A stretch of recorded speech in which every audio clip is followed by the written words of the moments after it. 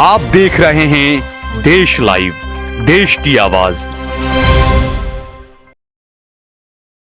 अस्सलाम वालेकुम, आदाब, नमस्कार, सत श्री अकाल। देश लाइव में आपका स्वागत है। मैं हूं सहल कुरैशी। दोस्तों, जो ये कहा करते थे कि कांग्रेस पार्टी ने आसमान, जमीन, भूगर्भ हर जगह पर जो है वो घोटाला किया है, आज आपको मैं कुछ ऐसी खबरें दिखाऊंगा जो गोदी मीडिया दिखा तो रहा है लेकिन उस तरीके से नहीं दिखा रहा जिस तरीके से दिखानी चाहिए। 27 जून को जबलपुर हवाई अड्डे की छत टूटी। उसके बाद 28 जून को दिल्ली हवाई अड्डे की छत टूटी। उसके बाद 29 जून को राजकोट हवाई अड्डे की छत का जो है वो पूरा फटकर नीचे आ गया। और उसके बाद इसी दौरान लखनऊ हवाई अड्डे की छत से भी पानी टपकने लगा। हिसार हवाई अड्डा जो हरियाणा में है उसका भी हाल कुछ ऐसा ही हुआ है। ये तमाम और इनमें से जो 3 हवाई अड्डे जो मैंने बताए, जबलपुर, दिल्ली और राजकोट हवाई अड्डा, पिछले 1 साल के अंदर उन्होंने इन तमाम एयरपोर्ट के इन हवाई अड्डों का जो काम हुआ था उसका उद्घाटन किया था। उन्होंने, समझ सकते हैं आप, जो हर जगह पहुंच जाते हैं उद्घाटन करने के लिए, उन्होंने इसका उद्घाटन किया था। लेकिन पहली ही बारिश में हाल क्या हुआ है आप खुद ही देखिए।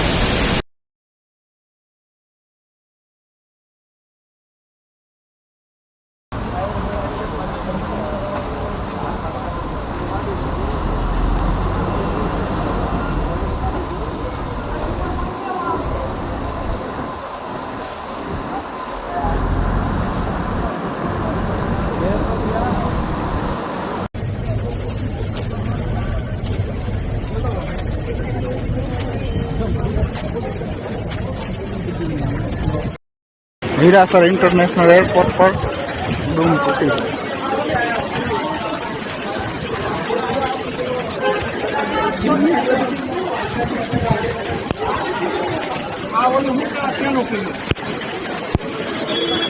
इधर दिल्ली एयरपोर्ट के टर्मिनल 1 पर तो जो हुआ है उसमें 3 से 4 लोगों की जानें जा चुकी है।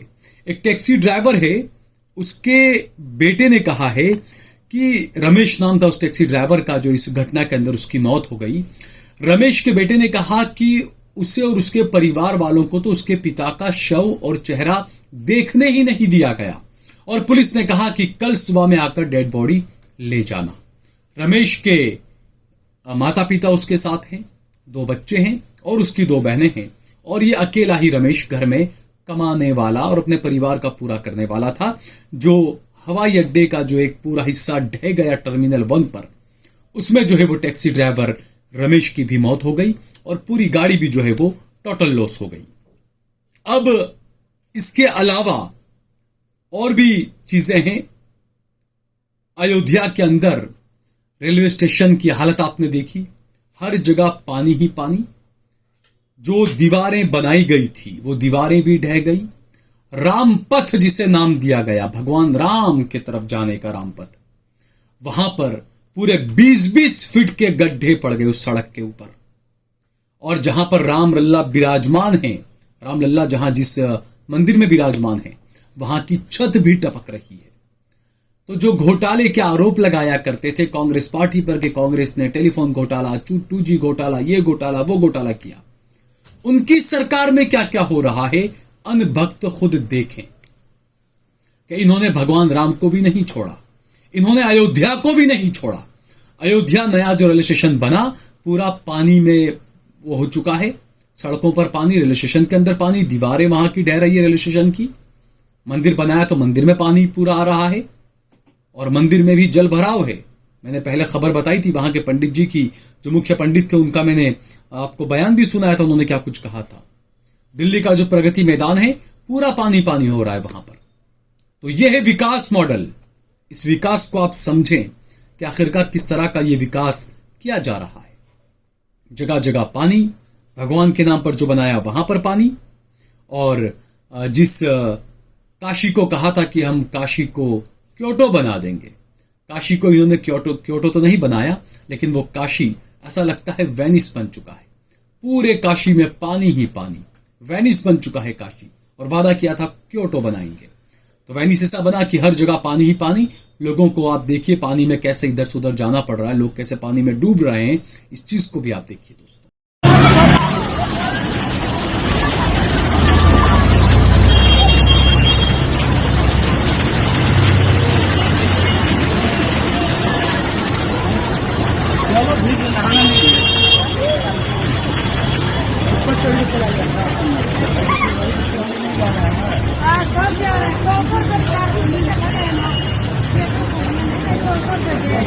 उधर दिल्ली में एम्स अस्पताल का जो हिस्सा बनाया था साहब ने और इनके विकास कार्यों में, वहां पर भी पानी टपक रहा है जबरदस्त तरीके से। एम्स के अस्पताल के अंदर लिफ्ट के पास में ऐसा पानी टपक रहा है कि आपको पता ही नहीं चलेगा कि आप अस्पताल की छत के नीचे खड़े हैं, बाहर सड़क पर खड़े हैं आप बाहर।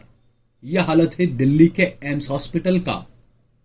और उसके अलावा अटल सेतु की हालत तो हमने देख ली पिछले हफ्ते कि करोड़ों रुपए के खर्चे से अटल सेतु बनाया गया था, लेकिन उस अटल सेतु की क्या हालत हुई वो हम सब ने देखी। अटल सेतु जो बना था वो 18,000 करोड़ रुपए की लागत से बना था दोस्तों, और मोदी जी ने इसका उद्घाटन जो है वो 12 जनवरी 2024 को किया था। लेकिन पूरे अटल सेतु पर दरारें आ चुकी है। यह है इनका विकास मॉडल। भ्रष्टाचार नहीं हुआ है, ऐसे ही शायद भगवान राम मेरे ख्याल से नाराज हुए होंगे, तो ऐसे उन्होंने सड़कें फाड़ दी होगी मेरे ख्याल से, है ना। अंधभक्तों को इसका जवाब देना चाहिए, अंधभक्तों को यह देखना चाहिए। जबलपुर एयरपोर्ट 450 करोड़ रुपए की लागत से बनाया। प्रधानमंत्री नरेंद्र मोदी ने 10 मार्च 2024 को जबलपुर के इस एयरपोर्ट का उद्घाटन किया था, और इसका एक हिस्सा जो है वो पूरी तरीके से टूट चुका है। दिल्ली का टर्मिनल 1 एयरपोर्ट 4600 करोड़ रुपए की लागत से यह बना था, और मोदी ने 10 मार्च 2024 को इसका उद्घाटन किया था, और इसकी छत टूटी। इसमें बताया जा रहा है कि 2 से 3 लोगों की मौत हुई और 6 से ज्यादा लोग इसमें घायल बताए जा रहे हैं। अब आप सोचें कि गोदी मीडिया ने एक अलग ही करवट ली है। गोदी मीडिया बता रहा है कि भाई ये जो एयरपोर्ट का टर्मिनल 1 का हिस्सा टूटा है, ये 2008-9 में कांग्रेस के वक्त में टूटा था। जबकि हकीकत यह है कि ये नरेंद्र मोदी की सरकार के दौरान इसमें जो काम हुआ था, और नरेंद्र मोदी ने 10 मार्च 2024 को इसका उद्घाटन किया था, और वो हिस्सा टूटा है और उसमें लोगों की मौत हुई है, गरीबों की उसमें जाने गई है। श्री राम मंदिर अयोध्या, आप सोचिए कि अयोध्या जो है 1800 करोड़ रुपए में ये राम मंदिर का बजट इन्होंने शुरू में जो बना उसका कहा कि 1800 करोड़ रुपए इसमें लगा है। मोदी ने 22 जनवरी 2024 को इसका उद्घाटन किया था। अधूरे मंदिर में शिखर न होने से पानी अंदर टपक रहा है। बरसात में निकाई न होने से मंदिर के प्रांगण में पूरा पानी पानी भरा हुआ है। यह है इनका मॉडल, आप देखिए, यह है इनका विकास मॉडल। और इनके जो बच्चे हैं वो आप देखिए बीसीसीआई में और पता नहीं कहां कहां बैठे हैं और दुनिया भर के बड़े बड़े क्रिकेटरों के साथ में फोटो खिंचवा रहे हैं। आपके बच्चे क्या कर रहे हैं? आपके बच्चे पेपर लीक होने को लेकर प्रदर्शन कर रहे हैं। आपके बच्चे रोजगार को लेकर प्रदर्शन कर रहे हैं। आपके बच्चे गौरक्षा के नाम पर गुंडागर्दी कर रहे हैं। क्यों कर रहे हैं? क्योंकि प्रधानमंत्री ने उनके दिमाग में यह बात डाली कि मुसलमान तो घुसणखोर है, मुसलमान तो देशद्रोही है। यह आपके बच्चों को नरेंद्र मोदी ने उनके दिल दिमाग में डाला। ओवैसी के घर के बाहर जिसने हंगामा किया वो एक अपने आप को देशभक्त कहता है, और नरेंद्र मोदी के साथ में उसके कई सारे फोटो आए, नरेंद्र मोदी के साथ, अमित शाह के साथ। और वहीं पर ओवैसी के घर के बाहर खड़े रहकर वो कहता है जय इजराइल। तो जय इजराइल आप कह सकते हैं, जय फलस्तीन आप नहीं कह सकते। बड़ी हैरानी की बात है ये। तो इस देश के कानून पर, इस देश की सरकारों पर सवाल उठना लाजमी है। दूसरा एक और यहां पर देखा गया कि बिहार के अंदर 9 दिन के अंदर 5 पुल टूट चुके हैं दोस्तों। 9 दिन के अंदर 5 पुल। उसमें से कई पुल तो ऐसे हैं जो पिछले 3-4 साल से बन ही रहे थे, लेकिन वो ढह गए। इन पुलों को इतनी गर्मी लगी कि इन्होंने जो है वो नदी के अंदर डुबकी लगा ली। भ्रष्टाचार नहीं हुआ है, ऐसे ही टूट गए। मोदी के जो मंत्री है जीतन राम मांझी, उनका कहना है कि ये पुल गिरे नहीं है, ये पुल गिराए जा रहे हैं सरकार को बदनाम करने के लिए। जीतन राम मांझी का आप ये बयान भी सुनिए दोस्तों। देखिए, ये बात तो सही है, चिंता का विषय है कि पुल गिर रहे हैं। काहे पुल गिरे हैं, तो ऐसा तो लगता है कि साहब उसमें खराब मटेरियल लगा होगा। लेकिन आज से 15 दिन पहले या 1 महीना पहले पुल क्यों नहीं गिर रहा था, या अभी क्यों गिर रहा है? इसमें कहीं न कहीं हमको लग रहा है कि कोई साजिश तो नहीं है कि जानबूझकर के लोग सरकार को बदनाम करने के लिए इस तरह की बात करते हैं।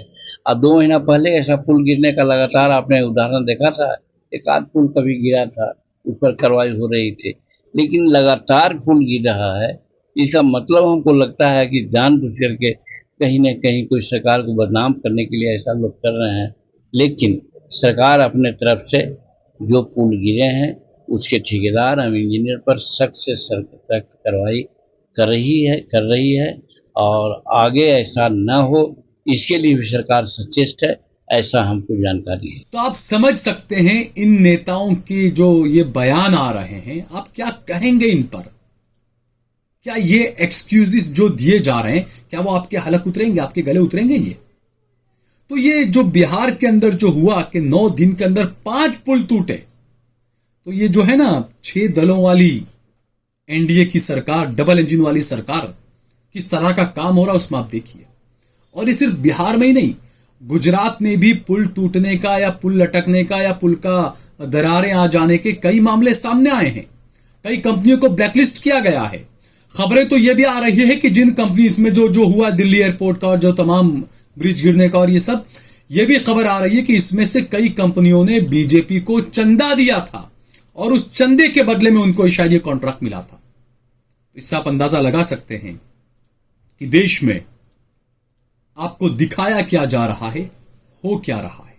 मनमोहन सिंह ने कहा था कि मेरे काम को एक दिन आप लोग याद करोगे देश वालों, और वो दिन शायद यही है कि जमीन से लेकर आसमान से लेकर हर जगह पर इनके घोटाले, इनके भ्रष्टाचार किस तरीके से हो रहे हैं वो देश देख रहा है, दुनिया देख रही है।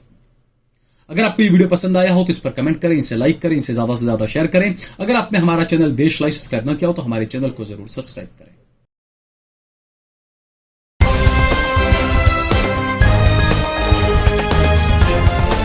देश और दुनिया की तमाम छोटी और बड़ी खबरों के लिए हमारे चैनल को सब्सक्राइब करना न भूलें और बेल का बटन जरूर दबाएं।